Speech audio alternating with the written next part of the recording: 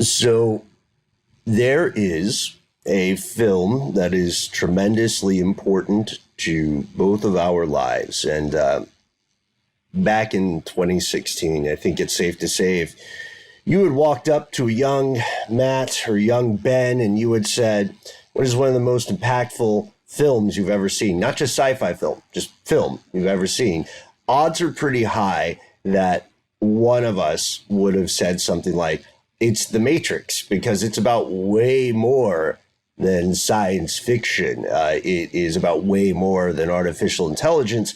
It is about the metaphysical nature of reality, idea that there is something beyond the veil. And then we would go, this is a great conversation, but we have to go record our episode about Gnosticism. Gnosis, Ben.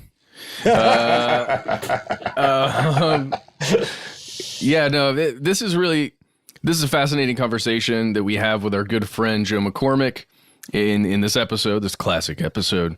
And we just learned a little bit about the personal spiritual journey that Gnosticism describes. And I particularly love this one. I hope that you enjoyed as much as we do. In this world or the next. From UFOs to psychic powers and government conspiracies, history is riddled with unexplained events.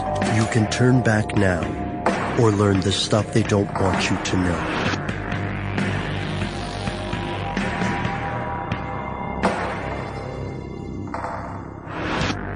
Hello. Welcome back to the show. My name is Matt. My name is Noel. I am Ben, you are you, and that makes this stuff they don't want you to know. However, ladies and gentlemen, this is a very special episode of the show because we are honored to have a returning special guest, a close friend of ours, close friend of the show, writer and host for How Stuff Works, Stuff to Blow Your Mind, Forward Thinking, Brain Stuff. I could go on, but I won't in the interest of time. Ladies and gentlemen, Joe McCormick. Hey everybody, it is fun to be back. I think the last time I was on this show, we were talking about shills on the internet. Mm-hmm. Oh yes, we got deep on that subject. We shot some fun things for video. If you have not seen that video, check it out, please. And that's one of that's one of the podcasts that we really enjoyed making too, and it got a lot of feedback. Guys, you were largely from sock puppets. We hope so. That's one person making a lot of email accounts. Yeah. That's the one where we were, all four of us were, accused routinely for several months and sometimes still in the comment thread of being, anti-Russian spies or something. I can't remember. The conspiracy in the thread got so deep. That was very strange. Mm-hmm. Yeah, I didn't mean to promote any anti-Russian message, but I think some people were sensitive about that. Yeah, and the thing that we have to deal with when we delve into those kinds of topics is that it may appear that we are looking at one case obsessively or that we are somehow singling out one country or organization, but it goes back to the sources we can find, right? Mm-hmm. You're just talking about the thing we know the most about. Yeah, and it sure did appear, look, I'm not saying that Russia was doing a terrible job, but it was way easier to find examples of their sock puppetry than many other places. And speaking of fantastic segues, let's get to something that is fascinating and a little bit of background for everybody. Okay, so in the past, listeners, you have asked Matt and Noel and I a question that haunts me still. What is the world's oldest conspiracy theory? You may notice on our videos in the intros, at least the older intros, you see something that says it starts here. And we've wanted to know, where does it start? Right. Where, when, what, why, how, all of the big journalistic questions. And it's a game that we have played for years now. It's a rough game because, as you're going to see quite quickly, past a certain point, ancient history is, I'm not going to curse on the show, so I'll say it's a friggin' Rorschach. People see what they want to see in it. They draw what is convenient to them. There are people, phantom history enthusiasts, for instance, who believe that we are still in the medieval or Middle Ages. Wait, what? What's the argument there? Oh, is that the missing era theory where they believe there are a couple hundred years that didn't actually happen? Charlemagne's made up. Yeah. Interesting. That's a good one. Yeah. We did have a video on it, and I think we did an audio episode on it. If we haven't, we should. We will. Or maybe that was just in the missing years. So we got to something different. It's probably not the oldest or the first conspiracy theory. Well, according to its adherents, it may well be. We're talking about one of the oldest extant conspiracy theories in Western history. And it's one that casts doubt not just like on one aspect of the world, right? But on the entirety of reality itself. We are talking about a war for the soul of Christianity, a war for the fate of human beings, a war for reality. The line we use in the video is a cosmic cover-up leading to things that literally cannot be imagined. So we're talking about Gnosticism. This is a topic I've wanted to talk about on a podcast for a long time, and I hope I get to revisit it eventually because, unfortunately, it is one of those subjects that is so fascinating and so rich. I'm sorry to say this, but we will not be able to talk about everything that's interesting to talk about. We're barely going to be able to scratch the surface today, but we want to give you a little bit of a flavor of what Gnosticism is, how it was lost to history and then partially regained, what we can know about it, why it's so mysterious, and why it proposes such a mysterious view of our place in the cosmos. And one of the most interesting facts about this mystery, as you alluded to, is the fact that it sort of is a conspiracy theory. It is a cosmic conspiracy theory about the role of creation, of human beings, of the gods, and how it's all a vast cover-up. Yeah, and the encounter with the divine. Now, as we do in any episode that touches on religion, we want to have a little bit of a disclaimer, right? Yeah, I would say that for my part here, we're not here to evaluate the, theological merits of one religion versus another, or anything like that. We just want to talk about the history, what people believed in the past, where these ideas came from, and how they played into ancient societies and still do today. Yeah, and the very, very strange stories of early Christianity. Personally, I'm a little bit bummed that we're not going to be able to cover some of the other offshoots or sects, but this is a big one. This is one of the more mysterious and influential, and we can always come back to some of my other favorite offshoots. Okay, so can I put you guys in a scenario? Yeah, perfect. Yes, for y'all game. Absolutely. Okay, so I want to take you back into the past and have you imagine that you are a Christian living somewhere in the Roman Empire about the year 180. No, you specifically. Oh, wow. Okay. Imagining. Okay, so maybe you're in Gaul. You're up in France. And you're part of a small Christian community in a town that meets regularly, and you do the Christian rituals. You celebrate the Lord's Supper. You practice baptisms. You worship Jesus Christ. And you believe Jesus Christ to be the one true savior of humankind. So what's your life like? One thing I would say is that the pagan locals probably don't like you a whole lot. They spread lies about your beliefs and religious practices. For example, they might say that you guys practice incestual orgies and feast on the flesh of sacrificed infants. That's not true, but that's what they say about you. When disasters happen, sometimes people blame you and call you atheists because you won't sacrifice to the pagan gods of Rome or to the Roman emperor to keep everything in order. You're not carrying your weight. Right. Yeah. You're not doing your job as a citizen of this empire, or I guess you probably wouldn't, whether or not you're citizens, you're not doing your job as somebody living in this community to keep the gods happy and keep us out of harm's way.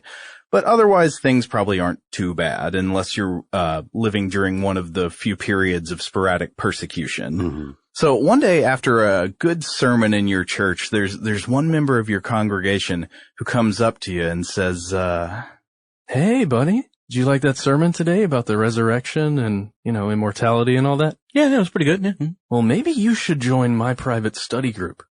We can learn more about the true knowledge of God. So Noel, you're gonna follow this guy to his Bible study group, and it meets at his house.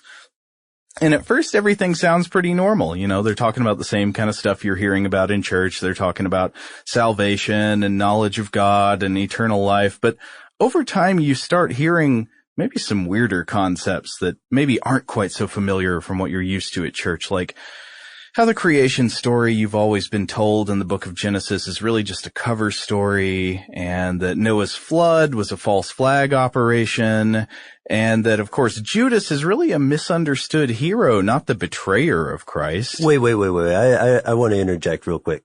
Who are these guys? Well, it sounds to me like, Noel, you have encountered some adherents of the Gnostic school of thought. I'm intrigued. Tell me more. Well, the Gnostics were a group of early Christians, and the Gnostic way of thinking, we do believe extends beyond Christianity. So there were probably Gnostics who weren't exactly Christians, like there might have been Hermetic Gnostic traditions that had to do with some version of the god Hermes, but right. There was Gnostic Christianity, and so when people talk about Gnosticism, most of the time what they're talking about is Gnostic Christianity.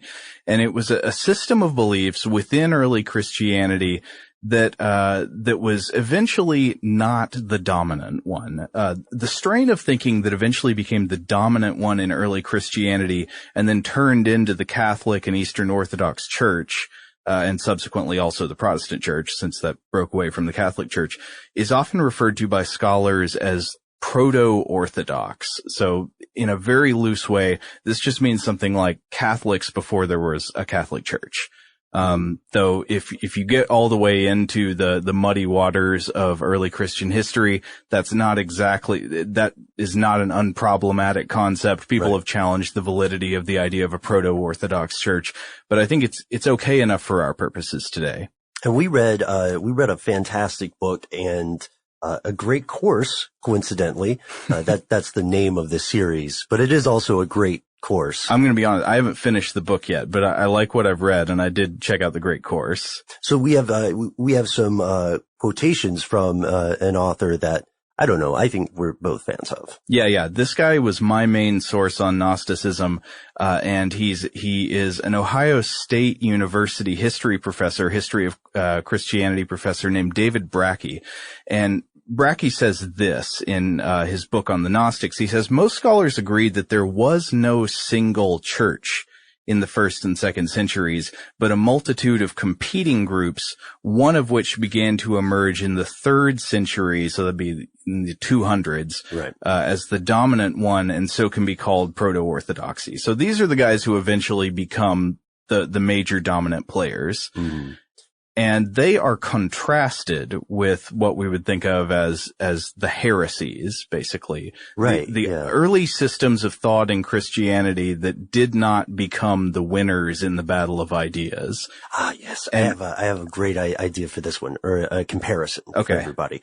So the more we learn about the evolution of man, the more we're learning that it was not a single linear thing, right? That there were other close versions of people, of humanity. So that's how we find that there is DNA, Neanderthal, Denisovan DNA in modern humanity today. Mm-hmm. So these competing types, I don't want to say brands, but competing types of early man still ended up with us today in a kind of DNA and reproduction is already kind of a religious syncretism or similar to it, right? Yeah. So this analogy for people who maybe are not too familiar with the early days of religion, that's a good way to look at it. Is that fair, do you think? Yeah, I think that's a really good one, in that I think, based on what I've read, the most accurate way to look at the development of theology in Christianity, or really probably any religion, but especially in Christianity, based on what we know, is that it's not a unity into diversity system, and it's not a diversity into unity system, but it's a diversity into diversity system. Mm-hmm. There are lots of competing ideas, and they get sort of go through recombination over the years into various different strains, but you start with diversity and then you end with diversity. So where did Gnosticism come from? Well, that's a difficult question to answer because we don't know exactly where or when it came from. Was it a variation that emerged from early Christianity? So did you have Christians who started taking on ideas, other ideas from the culture, maybe from Neoplatonism, which is a thing we can talk about in a little bit, and turn into Gnostics? Or did it originally come from Judaism? Was there a kind of Jewish Gnosticism that became Christian Gnosticism? Or did it come from paganism and secular philosophy and then incorporate Christian ideas? We don't really know the answer to that question because we don't know when or where it first showed up. There's some guesses, like some people think maybe Gnosticism started in the city of Alexandria in Egypt, but they're all just kind of circumstantial guesses. We don't really know. One thing we can do, however, is disprove some earlier theories, because before a very, very important point in comparatively recent history, Gnosticism was the subject of a lot of wild speculation. So we can't It sort of invites that, doesn't it? Once we actually talk about the Gnostic myth, I think you're going to understand a little more like why this invites some really weird literature and speculation.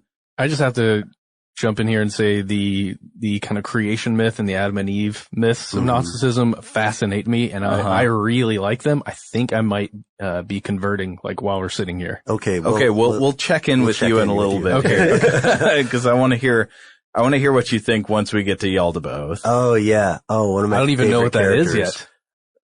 You're gonna love them. You're gonna love Yaldabaoth. Oh, I'm big excited. hit with the kids. Huge hit. Okay. Kind of like a buddy god. Oh, sweet. In some versions. No, not at all. I know. Let me just have this one, Joe. Okay. Well, anyway, point being, that we know, for instance, the earlier belief that Gnosticism originated in Eastern traditions, such as Buddhism, is fairly easy to dismiss. Yeah, that's probably not correct. That's probably not correct, which I know sounds like we're waffling a little bit, but again, it's ancient history. All you can do is waffle. There's almost nothing certain in ancient history. And then to add to the problem, before, again, 1945, a very important moment in this story, the little documentation that we did have about Gnostic belief systems came often from its critics. They came from people. Yeah. Almost entirely from its critics. Right. Yeah. So for the longest time, almost everything we knew about the Gnostics came from heresiologists. From members of this group you might call proto-orthodox, people who were trying to identify bad, aberrant strains of thinking in their opinion and teach people how to recognize them and how to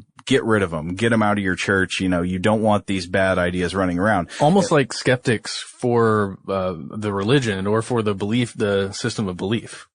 Well, to bring it into another thing, you always have to consider a source, ladies and gentlemen. So if we were just to look at some modern analogies, what we're saying is you wouldn't trust Coca-Cola's review of a new Pepsi product. You wouldn't, if someone works at Chevy, you wouldn't expect them to say,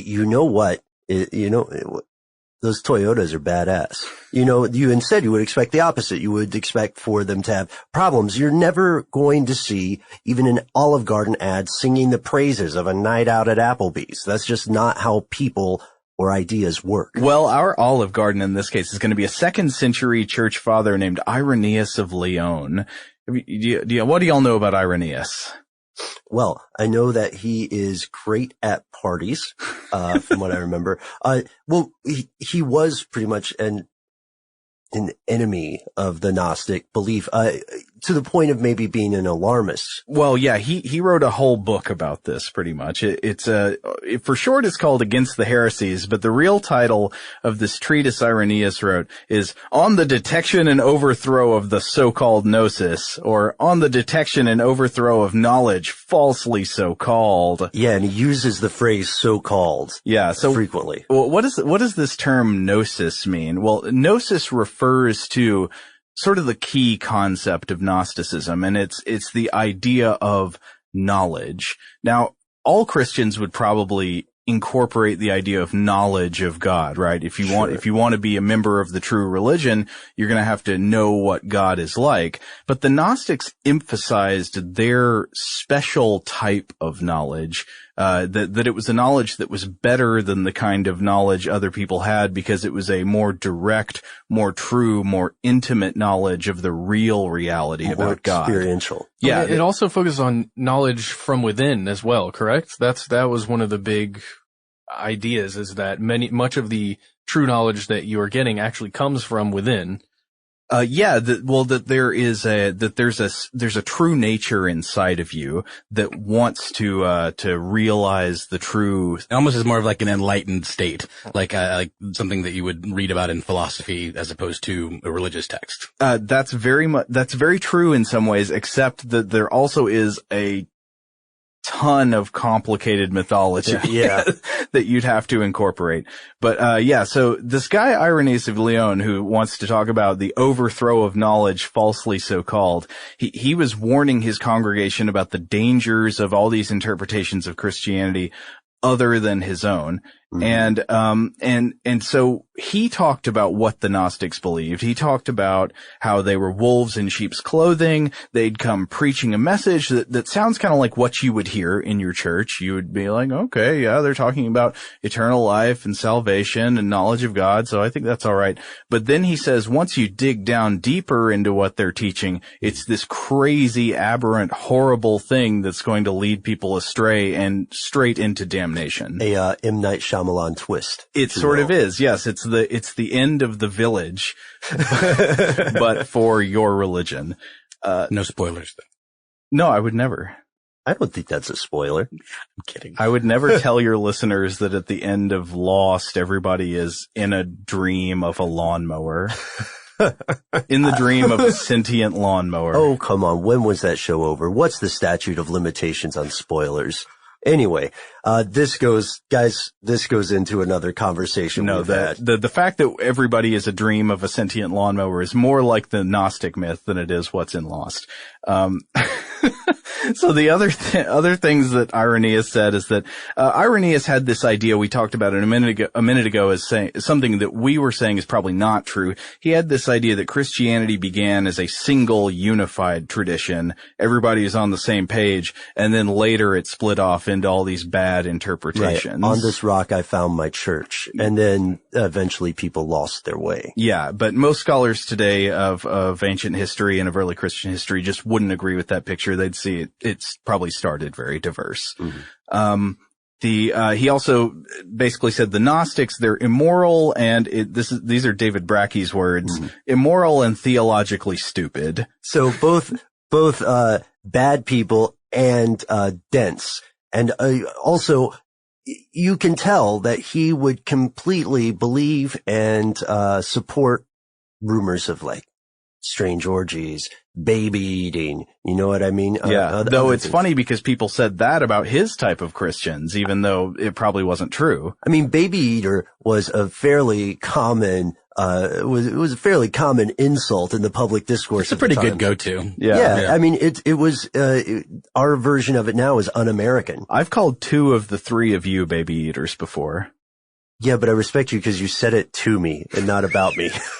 And I appreciate you excluding me from that. And to be fair, Ben, you were sort of chewing on a baby at the time. Look, guys, this isn't about me or any allegations. Let's move on because we're getting to Matt's new favorite character. Right. So one of the other things Irenaeus talked about is he explained the mythology and theology of the Gnostic school of thought as he understood it, which one of the main takeaways is, this might come as a surprise to some people, but these Christians believe that the God of the book of Genesis mm-hmm. is actually a horrible, false, sort of devil figure called Yaldabaoth. Yaldabaoth. And until much more recently, pretty much all we had was these heresiologists, these people writing about Gnosticism from an unsympathetic viewpoint. Hit pieces. So we didn't get their own story, like what they would have said about themselves. That is until one day in Egypt in 1945 when a couple of guys were digging for fertilizer at the base of the Jabal al-Tarif cliff near a city on the Nile called Nag Hammadi. They dug up 13 ancient codices. They were crazy. They were awesome. They were sealed in earthenware, but these dudes were afraid, right? Yeah. Well, so codices are basically, it means books. It means not scrolls. They're the things you pick up when you're wandering around in role-playing games, and they tell you about the world. Yes, a codex. So like the codex, you might often hear about ancient books called Codex something. Right. Codex Maleficus. Codex. Oh, nice. I don't know. Is Codex Maleficus a one? It's got to be. It sure sounds like it's up there in a Necronomicon air. But it just means a bound book. Right. And you see these in Mesoamerica as well. Mm-hmm. Right. And now, okay, here's the thing. So at first, these guys don't want to open the container because, and I love them for this. I respect them for this. I hate it when I see people acting cartoonish in horror movies. Mm-hmm. So if this were a horror movie, they would dig up the jar, they would open it, it would be Pandora's jar or something, or in some terrible, horrific Pinhead comes out. Well, or their faces would melt off. Right, or their faces would melt off. That's an excellent example. So save your tears. Right. So the thing is, what I like about this is if you dig up a clearly ancient, sealed container from who knows how many years past, we do, but they didn't at the time. You're not just going to jump in and pop the top and see if it happens to be drinkable wine or something like that. The guys who discovered this legitimately feared it might contain a jinn. I hadn't heard that detail. Yeah, that was wow. So they initially hesitated, and then when they transported them back to. Hold on, what's a jinn? Well, longtime listeners, a gin is something it's made from juniper berries. Right. And it works, it revolutionized the cotton industry. A gin, D-J-I-N-N, or just J-I-N-N, is a, third creation of God in Islam. A third species, if you will, not necessarily demons or angels. We've talked about this. And in past discussions, I think I had the misconception previously that it was always exclusively an evil, malevolent spirit, and you corrected me, but I believe in this situation, that was likely the one they were expecting to pop out. That was the fear, yes. Yeah. I've always heard about it as a wilderness dwelling spirit of some kind. Right. There are different classes of oh man, okay. Guys, we're just going to have to do a gin episode one day because I'm too fascinated with it. Anyway, so that detail is allegedly what happens. And now, as we know, guys, the Nag Hammadi library became very, very close to extinction within just a few days or weeks after its discovery. Because originally, I think that one of the people came home to the house after they brought it home and found that somebody in the house had tried to start an oven with some of the papers in the codices. Yeah. And so we lost part of what the library originally was. But I think was that just out of necessity, or did they fear the documents? I think they didn't realize what they were. Okay. Yeah. But anyway, so they eventually, it passed hands a few times. I think first they showed it to a local priest, and then eventually it came to the attention of scholars. But once scholars became aware of these ancient documents, these codices, they realized they had something very valuable and very interesting on their hands. So it was a big collection of texts that were written in Coptic, which is an ancient Egyptian language. It's sort of the last stage in the evolution of the Egyptian language over the centuries. Came from down the line from hieroglyphics, but written in Greek. In Greek script. It was a translation, right? Yeah, it was a translation so the originals, these were copies, so they weren't original documents, but they were copies of documents that scholars could tell were originally written in Greek, because sometimes there'd be just the Greek word taken straight over when there wasn't a good Coptic word to fill in for it. And nobody knows for sure exactly when the originals of all the texts in this library were composed, but they think that the copies that they had in these jars, or in the jar, came from somewhere between maybe 350 to 450 CE. But they could have been copies of much earlier works. We don't know. So, and they had all kinds of things in them. They had Christian literature. They had some writings of Plato. They had Plato's Republic, sort of, I think, annotated to be a little bit more Gnostic friendly. Yeah. What else did they have? They have. Oh, they had some Hermetic literature. Right. Yeah. Which, we'll see Aleister Crowley claim to have an intimate knowledge of. However, this is important because let's look back again at the unbelievable circumstance. And one of the questions that we will never be able to answer, which is why did someone put these in a jar and bury them at this cliff? Or did they bury them on purpose? It sounds like they did because it was sealed.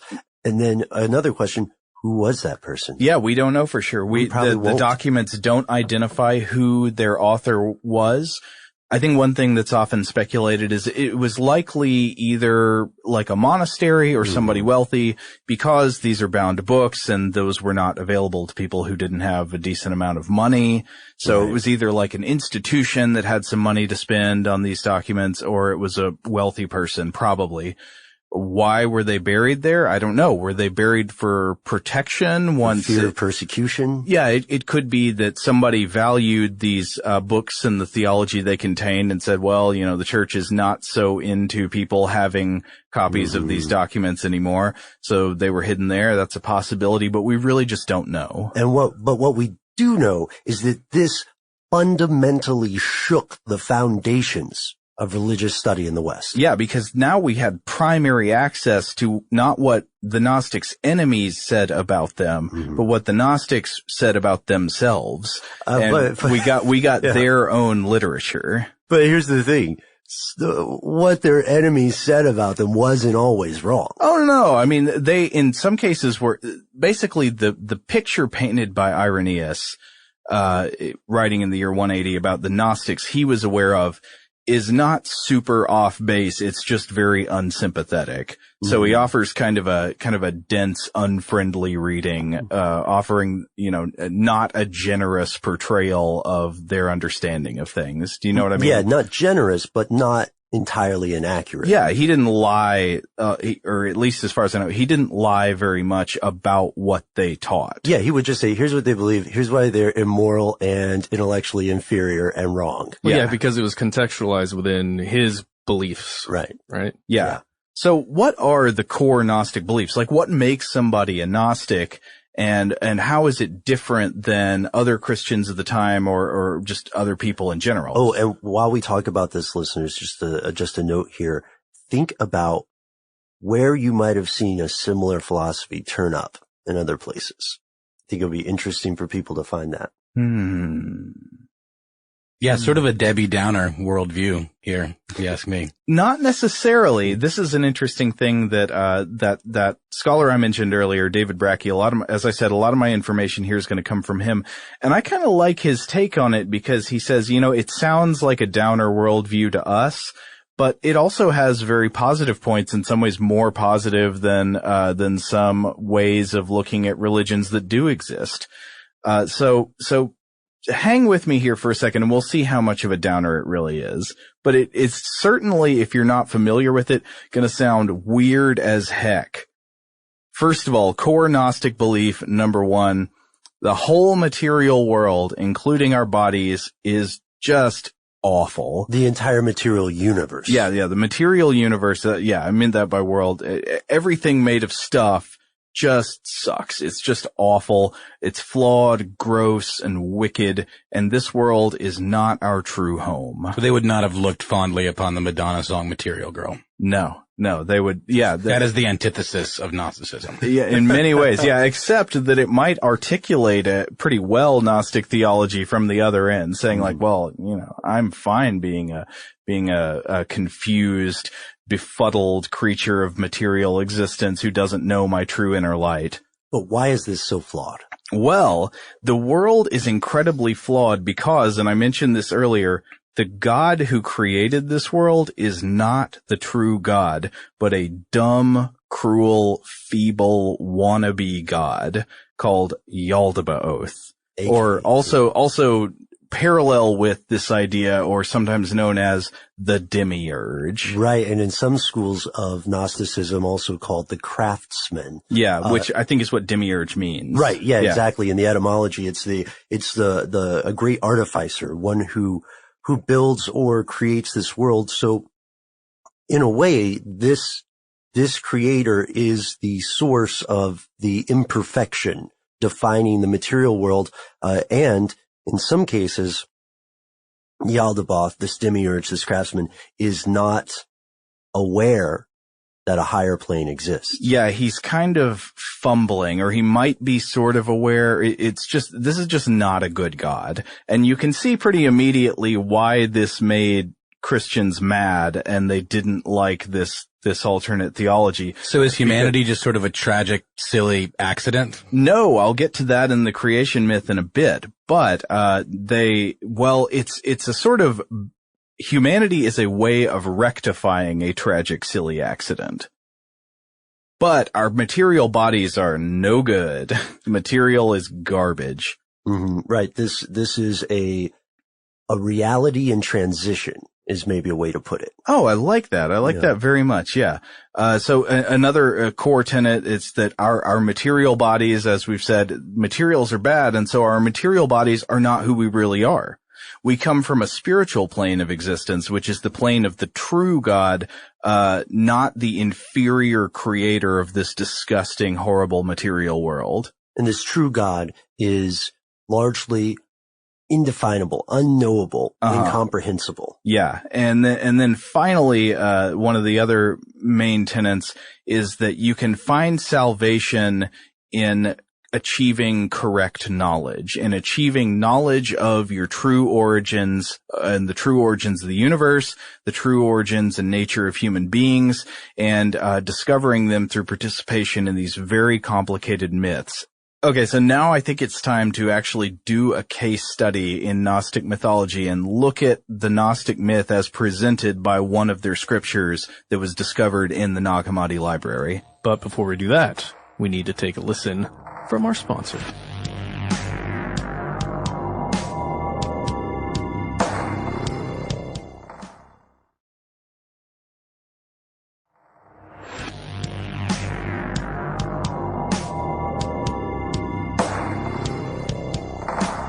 Here's where it gets crazy. Okay, now we're going to look at what's in the secret book according to John. It was one of these texts contained in the Nag Hammadi library. It's one of the core texts of this Gnostic school of thought.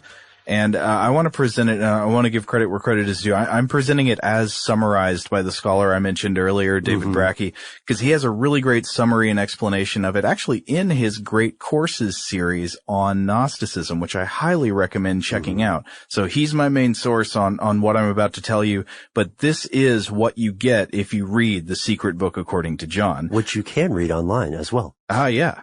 So first of all, author's unknown. We don't know who actually wrote it. Claims to be written by the Apostle John, but, it probably wasn't.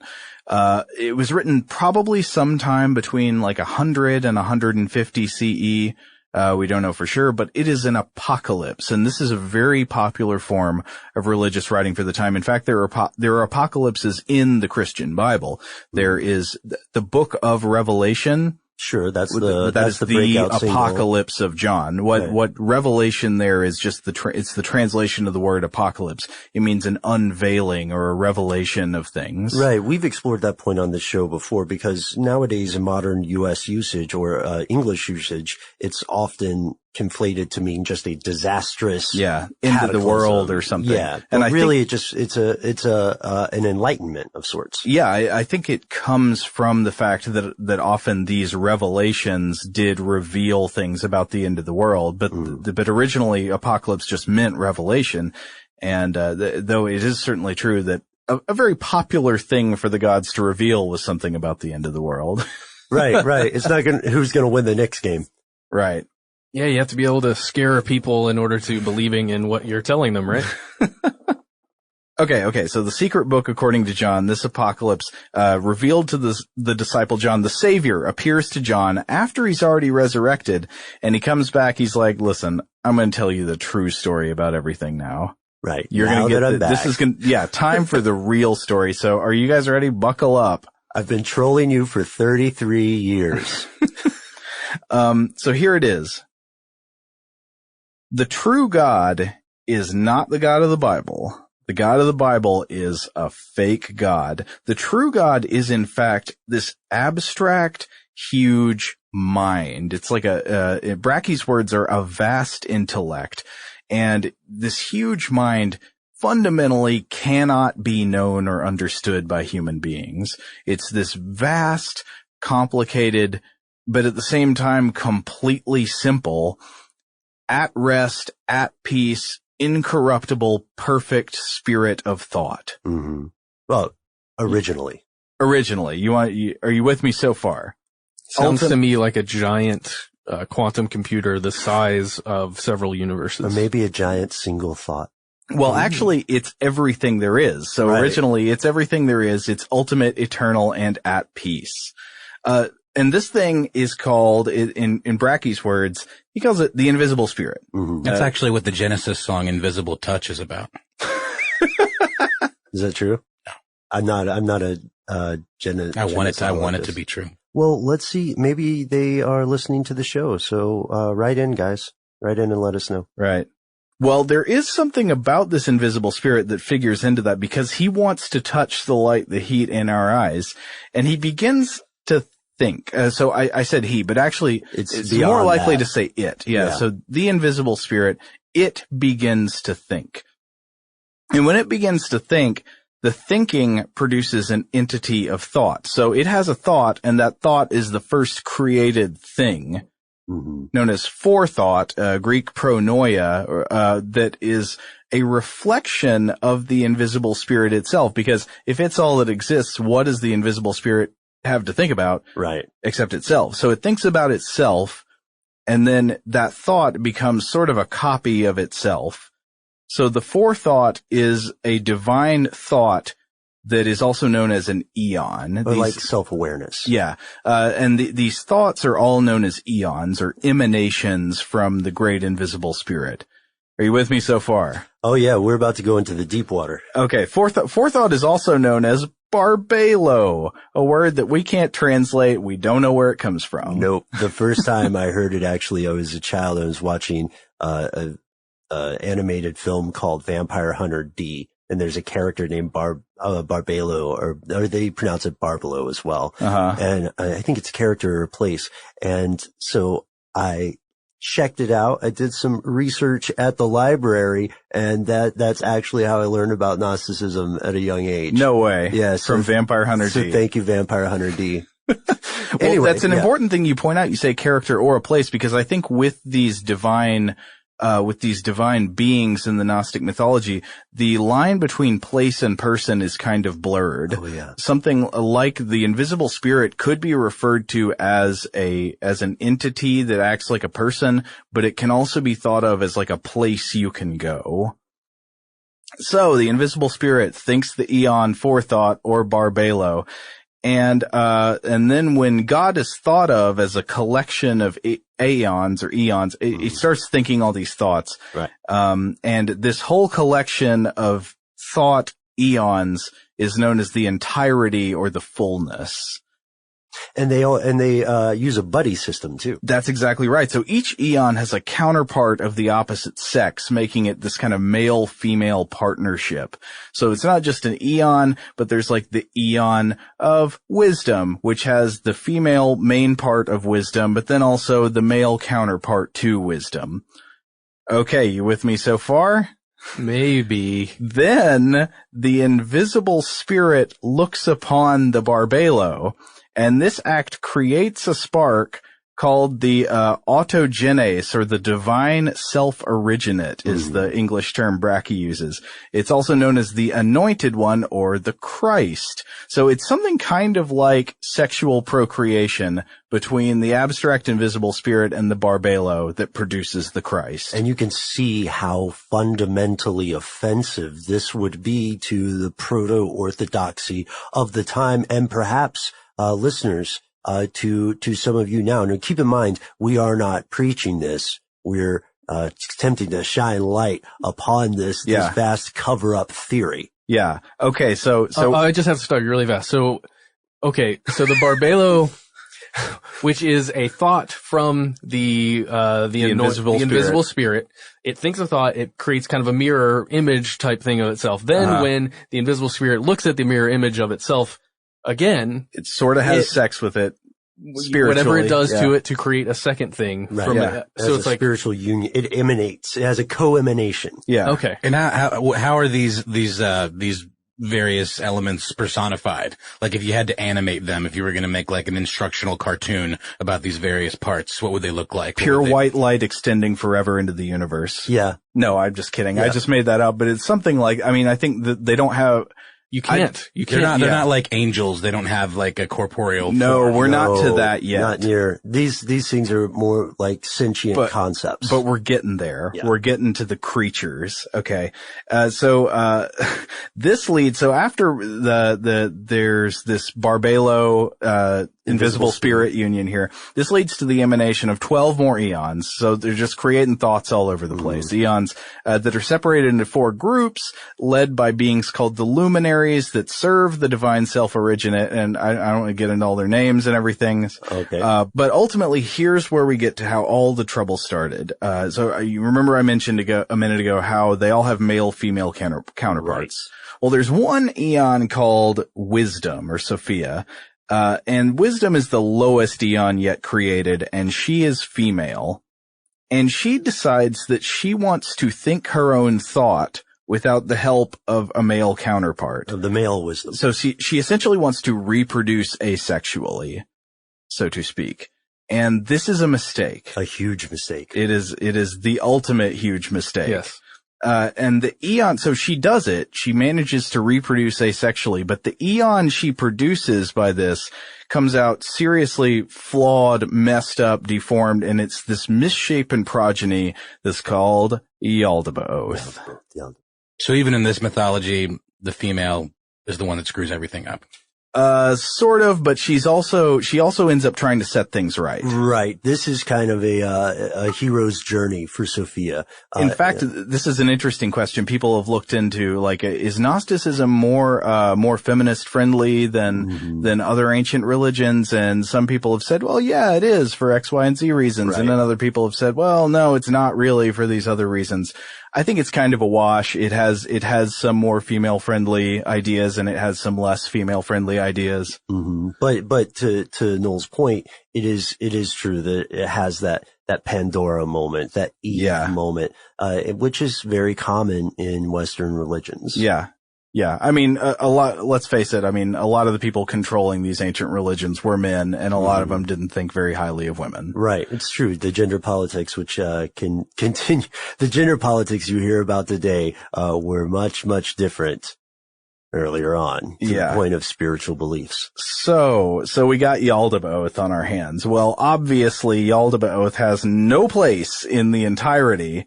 So where's he gonna go? Well, they gotta cast him out. Mm-hmm. So they cast out yaldabaoth. He's out of the heavenly realm. Well, he's Satan, right?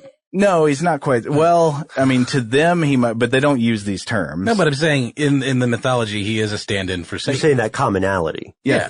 A bad figure who's cast out. The difference is he's a bad seed instead of a rebellious force. He's just not perfect in this world of perfect thought. And wasn't one of the concepts that Sophia was actually trying to kind of cover up, like her mistake? Like she was like, "Oh, we can't let anybody see you." Yes, exactly. She's trying to hide it, so she throws him out into exile. And one more parallel. Remember in the Greek and Roman tradition, Vulcan or Hephaestus thrown from Mount Olympus, and becoming lame, and also becoming the artificer of that pantheon. Ah, that's a very interesting parallel. Okay, so we got yaldabaoth cast out, bye-bye to the entirety, but when he goes, unfortunately, he takes some of the power of the entirety with him.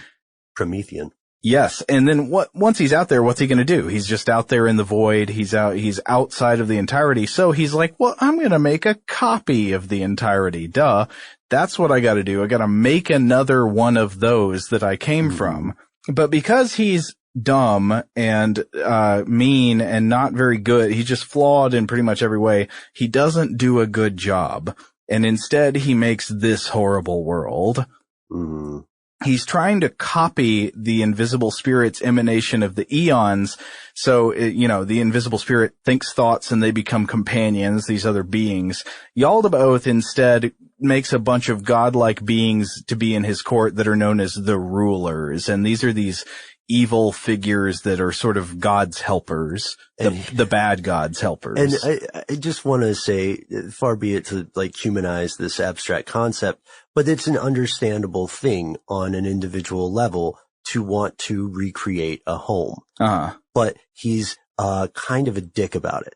I just have to say, Yaldabaoth doesn't think he's a bad guy in this scenario at all. Yaldabaoth just is doing what he or she or it thinks it wants to. Well, does the bad guy return. ever really think they're a bad guy? Yeah, Hans Gruber just wanted to sit on a beach with, earning 15%. Right. Well, that's a point that we explore here.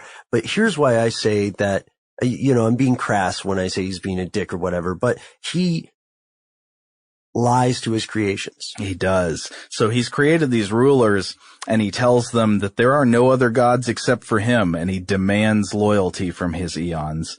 And this is bad news. The entirety gets wind of this and they don't like it. So there is some fixing that needs to be done. Right. There is an act of repair that must be carried out. And who does that fall to? Well, really it falls to wisdom, because it's her fault for creating Yaldabaoth in the first place.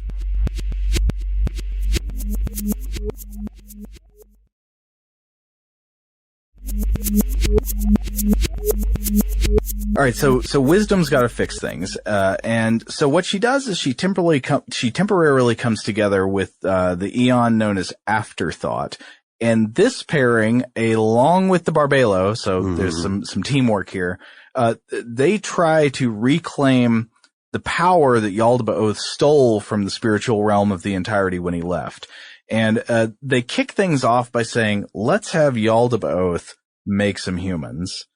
So, by influencing Yaldabaoth secretly. Yeah. They send an image of light in the form of a human, in actually the form of the entirety, down to Yaldabaoth. And this tricks Yaldabaoth into creating the form of a spiritual human. So they make a human, but it won't become animated. But bear in mind, this is not a human with a body. It's the spirit of a human. Right. So then Wisdom and the barbelo trick Yaldabaoth into breathing his spirit into the newly created human forms. Yaldabaoth does it, but this was a bad idea for him, because in doing so, he passes the power of the entirety that he took when he was exiled into these created beings. And this means humans are going to be more powerful than Yaldabaoth and the rulers, and that's no good. So they got to scramble to cover up the mess. And what they do is they quickly cram the newly created human spirits into bodies made from the matter of the universe that the Yaldabaoth created, bodies made of earth.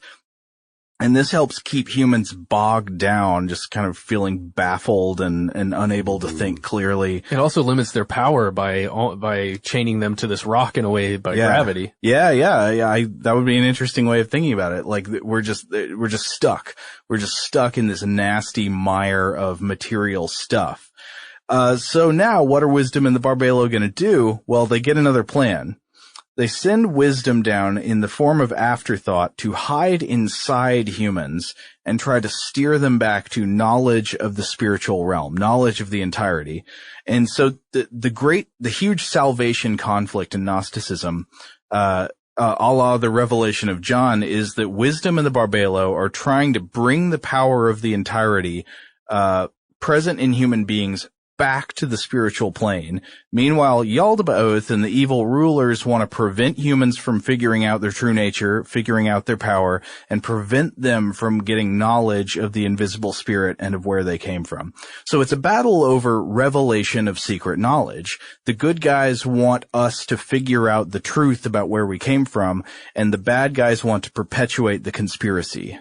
Right. Yeah. And the cover up. Yeah. And the cover up. I'm glad you mentioned that. And so the cover up, it comes in the form of, we get these false stories. So what the Gnostics said about the Bible that the other Christians believed in, the Jewish text that they adopted from the Torah, the book of Genesis, the Gnostics would say, yeah, that's all pretty much true as it goes, but it gets some things wrong, because they believed Moses wrote it, and they believed Moses was working from the incorrect assumption that Yaldabaoth was the true God, But in fact, Yaldabaoth was Yaldabaoth, not the true God. So it's full of just mistakes and stuff that the Gnostics tried to correct. So a part of this secret revelation, according to John, is that he retells the Genesis story, but he fixes the parts that Moses got wrong and said, actually what happened here, for example, in Noah's flood is that, Yaldabaoth wanted to kill all the humans to snuff out the invisible spirit,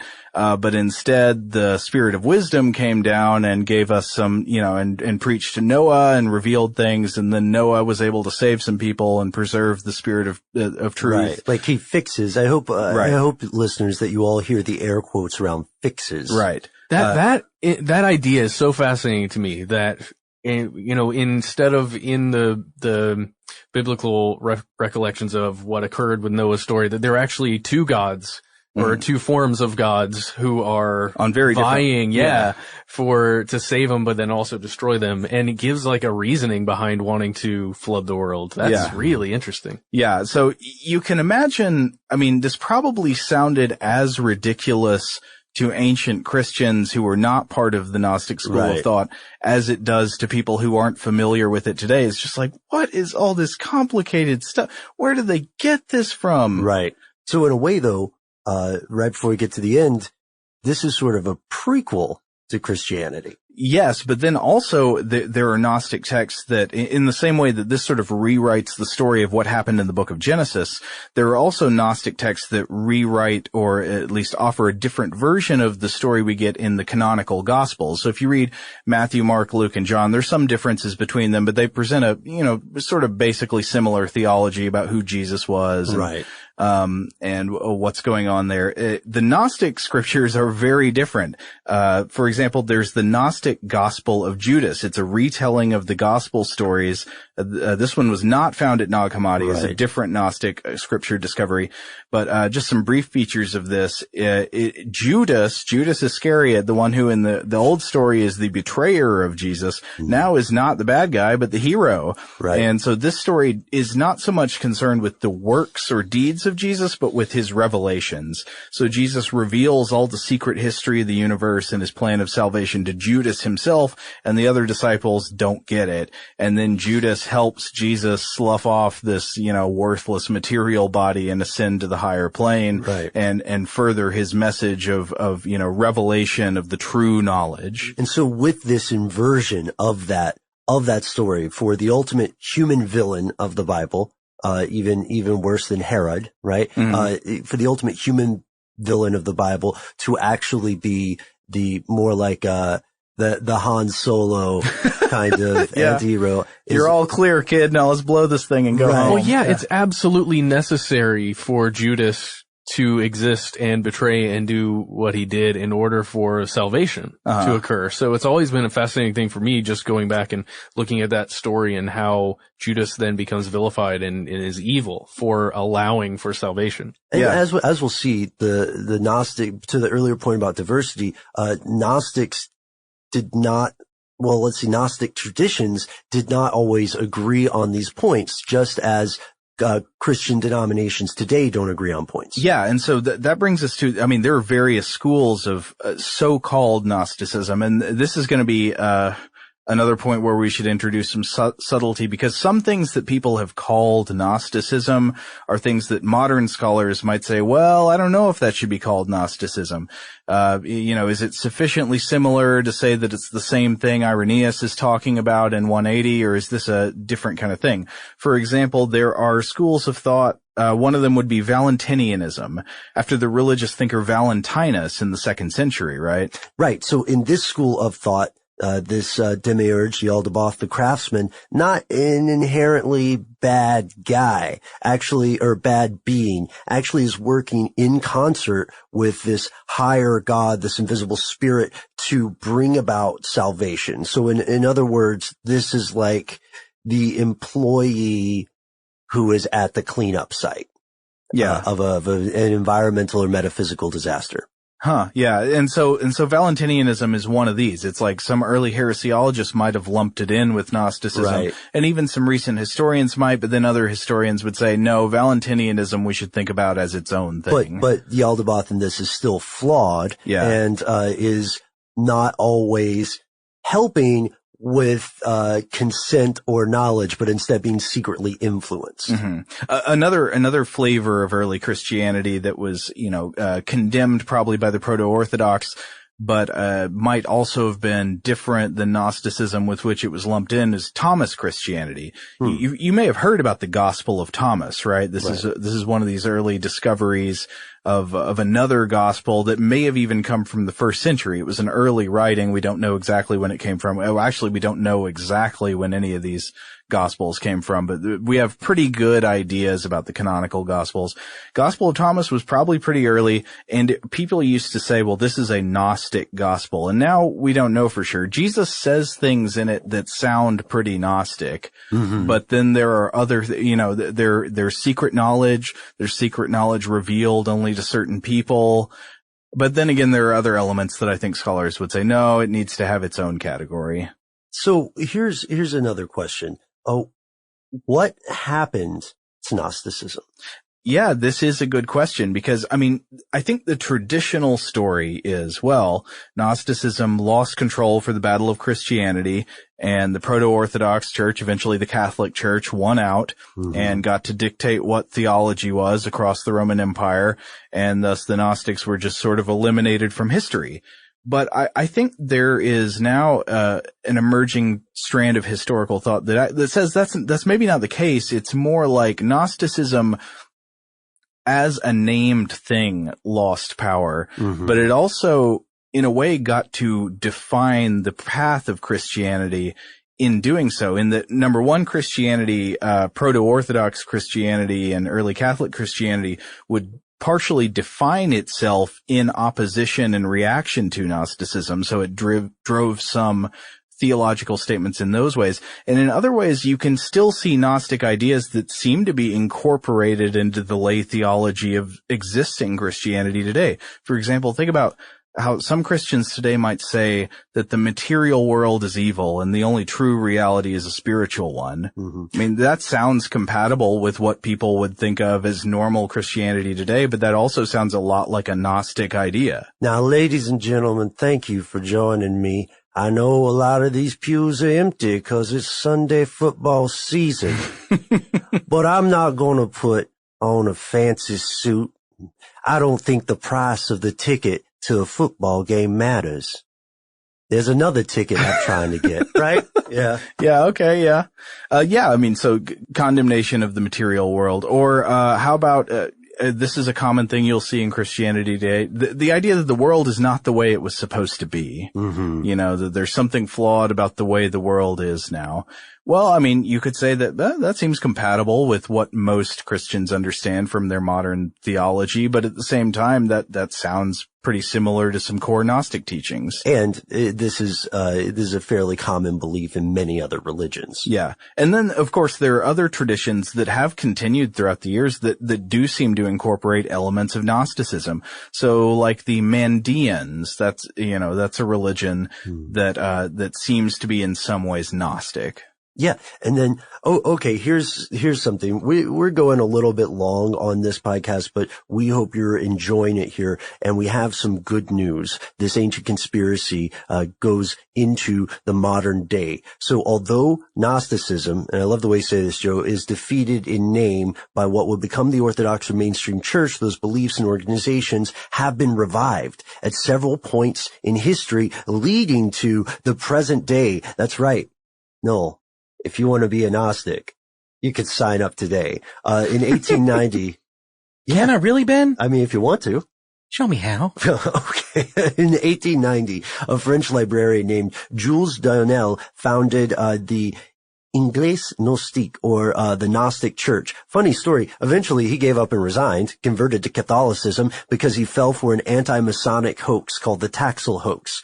Later, Later, he rejoined his own church as a bishop. And then this became a part of a larger entity. That church folded, but don't abandon hope yet, folks. If you want to join up, you can consider the spiritual, descendant of this, the Gnostic Church of Apostles, the Église Gnostique Apostolique, founded by Robert Amberlain in 1958. That church exists today in France, French territories, in the Ivory Coast, in Midwestern America. And, Gnostics also have a tremendous impact on other figures that aren't necessarily like religious figures. For instance, the Theosophical Society, spearheaded by, Madame Blavatsky, who is not my favorite person, but, deserves a mention. Whoa, what's wrong with Madame Blavatsky? Is just not my favorite person. That's the nicest thing I can say. Oh, wait, no, because Aleister Crowley is. Right. Yeah. He's a swell guy, but he's also inspired by Gnostic thought in a secular way. Mm-hmm. He had like this sexual magic belief in Gnosticism. And then Carl Jung was fascinated by it. There was even a magazine that ran for a short time called Gnosis, in a burst of creativity. That's what they named it. And, it was devoted to that esoteric tradition, but it goes further than that, listeners. If you look at some of your favorite works of fiction, you will see the Gnostic belief carrying on today, like Neanderthal DNA in a Homo sapien. Yeah. Sometimes I wonder how conscious this even is. Like, there are lots of science fiction novels and movies and stuff that have extremely familiar themes if you've read about Gnosticism. But you wonder, like, did the creators do this on purpose, or is this sort of cosmic conspiracy theory just does it run deep in our DNA? Yeah. Do we naturally go to these places when we're trying to dream up what the truth about a crazy world might be like? But examples would be things like Blade Runner or The Matrix. Well, just sort of like that meta idea of like, this is not the big picture. What we are experiencing here is almost a test or a cruel joke. Yeah. And once we are revealed the bigger picture, our minds are either blown or we are able to, transcend to that reality. Yeah. This is a painful audition for a role in the great cosmic drama. Are they trying to reach it back out to us and give us these truths through our media? They found out that mass media is the way to actually get this knowledge back to everyone. Well, yeah. So there's definitely this theme about like things being not how they seem, but also how about the theme of creations rebelling against their creator when they find out how flawed and wicked he is. Ah, yes. Sure. Have any of you seen Ex Machina? Yeah. Yeah, and that's a great film with an ambiguous ending. That one I won't spoil. I have not seen that yet. Okay, guys. At the end, it was all the dream of a sentient lawnmower. Right. And, Ice Cube, ends up going back.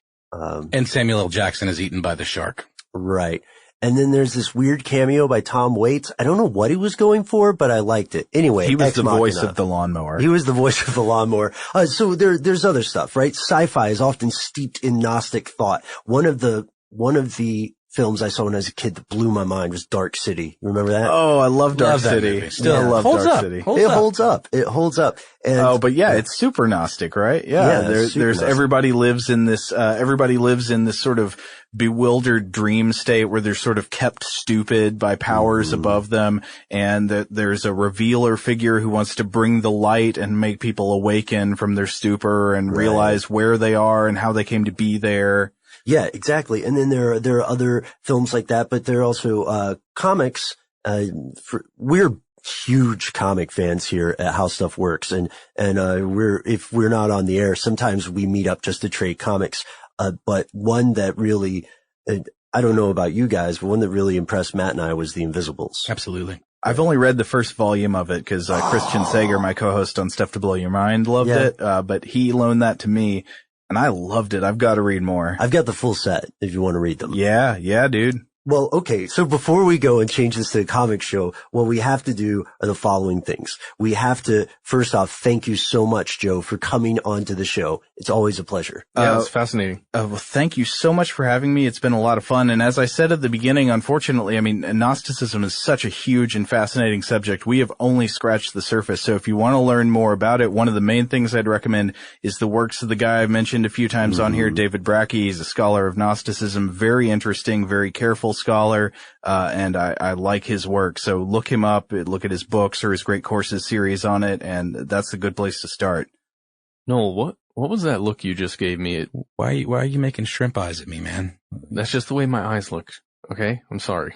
Yeah, they're weirding me out. You gotta make them bigger. They're just like little slits. No, okay, look. What's going on here, guys? Yeah, doesn't he have kind of a... I don't want to make this awkward for you, Joe, okay? But listen, Noel, you've been alluding to a thing. There's a weird vibe. Are you accusing me of hemming and hawing?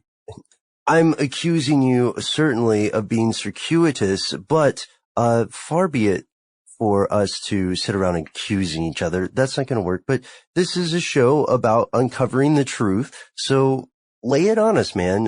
What's going on? Yeah, you've alluded to this. What's this stuff of life all about? Oh my gosh, you guys, the stuff of life. Thank you. That's my new show that I've been working on. And you're right. I have alluded to it a few times, just talking about things that I've learned, in the research that, my colleague and our colleague, Julie Douglas, has done wonderfully, as the host of the show. But my, part is I am the producer. And, you know, I produce a lot of the How Stuff Works shows, but as many of you guys know, that largely consists of folks in a room having a conversation. So the extent of my, production on many of those is, you know, editing and doing, you know, sound design here and there, music cues, and I've done some original music for some shows. But this is a show that's given me the real opportunity to just kind of, you know, stretch my legs a little bit. And I do original music compositions and sound design. So to kind of give sort of like an immersive quality to these episodes. Right. Yeah. But what is the show about? I'm glad you asked. The show, The Stuff of Life, is largely, it's just about, you know, it can be anything really. Like the first episode, the pilot, which is actually going to drop in iTunes on the 27th of this month, which is, will be next Wednesday, is called The Power of Fear. And, we talk to experts in addition to folks right here at How Stuff Works. We have sort of a little roundtable section in every episode where people get to kind of weigh in on the topic, and we make some really nice little sound bites, and everyone kind of has a chance to sort of give their 2 cents on what we're talking about. But in the fear episode, we talk to two folks who have a company where they actually train office workers, for example, or people in retirement communities how to deal with an active shooter scenario. That's actually one of the little details I mentioned when we were talking about crisis actors. This company goes in and does these drills. They do let people know they're happening. And the point that I made in the episode was that, you know, when people do these things without letting people know, that's a, you know, good recipe for some lawsuits there. Mm-hmm. But it's a thing that happens, and they had a really interesting perspective on just how to deal with fear, things like tactical breathing. And they talk a little bit about the, Centennial Park bombing that kind of was sort of the impetus for, you know, how do we deal with these scenarios, and what, you know, kind of gave them the influence they needed to start this company.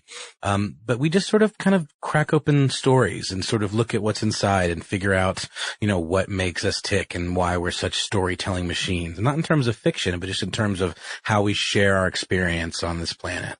Okay, so this is a story about the human experience. I would say so. That's a good way to put it, Ben. You know, I have to say, I listened to a bit of a rough cut that you had sent me.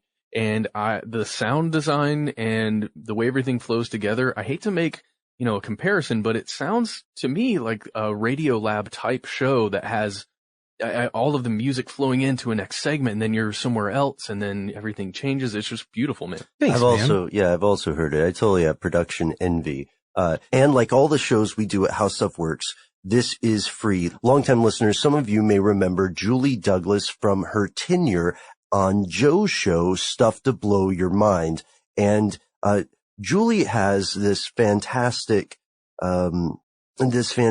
talent for finding the spark or the hinge of a story. And so when you listen to episodes of Stuff of Life, if you like this show, you'll love that show. The same applies to Stuff to Blow Your Mind. Absolutely. And just so you guys know, it is live in the iTunes store already, and you can go and pre-subscribe if you want to. There is sort of like a little trailer, kind of a teaser in there right now. Pretty short. But then on Monday coming up, we're going to launch what we're going to call episode 0, which will be sort of more like a 4 or 5 minute, just kind of rundown about how the show works. But I'll go ahead and give you the heads up here. What we're doing is we're going to have the show come out every week. You're going to have it start. The first episode is going to be about 40 minute episode. And then after that, there will be like maybe a half as long episode that's a little lighter, but sort of a companion piece to the topic that came the week before. And we're going to continue that indefinitely. And full disclosure, I was hoping it got cut. I'm not sure how the final edit goes, but at some point in the show, I did freestyle. It's true. And it's glorious. So go ahead and look for it in the iTunes store and subscribe now. And so you can get that episode 0 in your feed as soon as it drops. And then the first episode, which comes out on Wednesday. And we've also got some social media stuff going on Facebook. I believe it's just facebook.com/thestuffoflife, but you can just search for it and definitely find it. And looking forward to hearing some feedback. Yes. Stuff of Life. Stay tuned. You never know who might pop up on that show. So there's one other thing, Joe, that we have to establish, which is that Stuff to Blow Your Mind, one of our peer podcasts, which you host, has a lot of episodes that would be, right up the alley of our audience, right?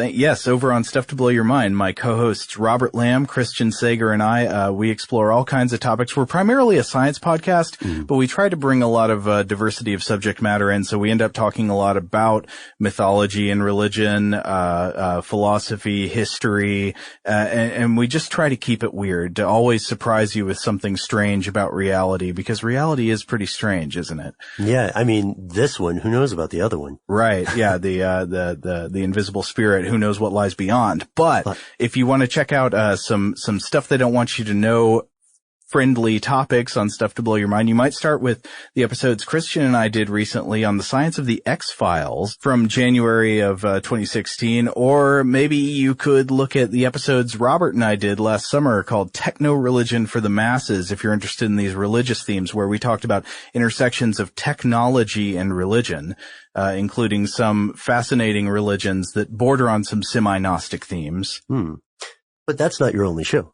Yes, you can also listen to me. I'm one of the co-hosts on the show Forward Thinking with Jonathan Strickland and Lauren Vogelbaum, where we talk about future technology. So if that's your thing, you can find me there too. And you can find Joe on the Stuff of Life. Yes, that's right. Our man Joe is popping up left and right in the podcast world, and it's always a pleasure when our paths intersect. They have a demonic copy of me that they use for half of this stuff. You know, I get some of the same accusations. We're having a moment right now. Yeah, accusations. Yeah. Yeah, that's what we'll call them. Break the circle. Break the circle. Let's talk. And you were biting on that baby. I saw it happen. Look, you can't go around. What are you, the king of babies? You're in charge of all the babies? To be fair, Noel, we did let that baby get way too close.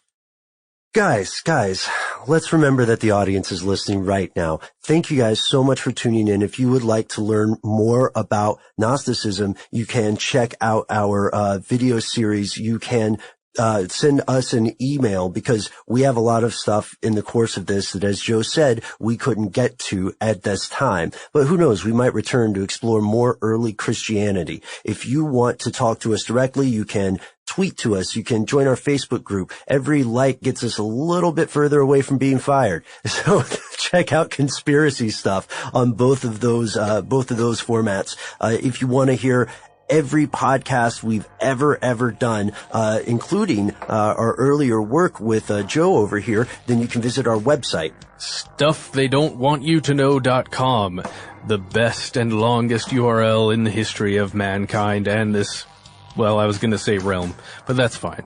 You should go there. And that's the end of this classic episode. If you have any thoughts or questions about this episode, you can get into contact with us in a number of different ways. One of the best is to give us a call. Our number is 1-833-STDWYTK. If you don't want to do that, you can send us a good old-fashioned email. We are conspiracy@iHeartRadio.com. Stuff They Don't Want You to Know is a production of iHeartRadio. For more podcasts from iHeartRadio, visit the iHeartRadio app, Apple Podcasts, or wherever you listen to your favorite shows.